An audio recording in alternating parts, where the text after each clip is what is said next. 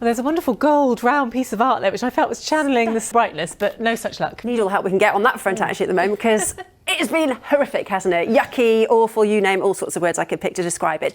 And it's all thanks to a batch of wet weather, which at the moment is slowly but surely sinking its way southwards.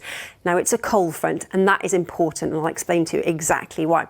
So what it means is, over the next few hours, some really heavy downpours, nasty conditions on the road, surface spray flooding.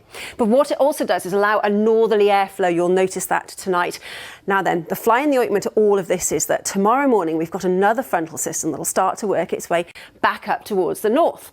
So then, by the time we get to Thursday, what this means is where cold air and where wet weather meet at this time of the year, yes, of course, we inevitably get snow. Now, I know I've said to you 1,000 times in the past, snow is notoriously difficult to predict. You could have changes in temperature, depends on the temperature of the surface as well. So, as it stands, the Met Office have a number of warnings in force that effectively cover North Wales and run from the early hours of Thursday morning into Friday morning. What are we talking about? What can we expect? Well, on ground of 200 metres and above, up to 5 centimetres, 400 metres and above, 25 centimetres. And as we know, it doesn't take much to cause disruption, but this really is the hills and mountains, Snowdonia, Eryri, likely to be in the firing line. Now then, we are not alone, because if you're thinking of heading to California over the next few days, be careful, because they have a very epic storm developing there. They've got snowfall as well, and they've got some really nasty heavy downpours. Who'd have thought it? So yes, some very eventful weather to come. Here we go, a little closer to home. So the good news is it is a very brief step back into winter, but as I said, it doesn't it. So we could chat much longer. So much to talk about in the forecast. There's a lot going on out there. Ruth, thank you.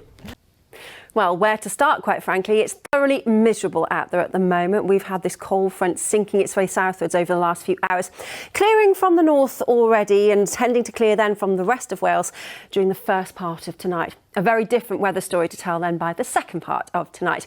The winds, thankfully, will ease back, but as you'll notice, they've become more northerly, so that's a colder airflow. So temperatures tonight will drop away quite readily. By the early hours of tomorrow morning, we're looking at values of around the freezing mark, certainly in more sheltered rural spots, and more likely towards the north, where temperatures are already on the chilly side. So we're looking at frosty stretches here, possibly some icy stretches on the roads too, so just be careful, not particularly pleasant.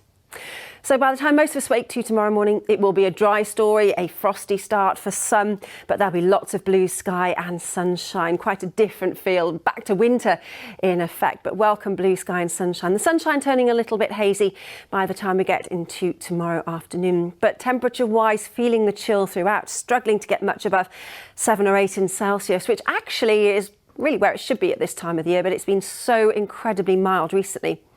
So under clear skies then through Wednesday night and into Thursday, the temperatures yet again will tumble. And this is where things start to change. The battle between that cold air and a frontal system that'll start to work its way in during the course of Thursday morning. So as I've been saying, we've got warnings for snow.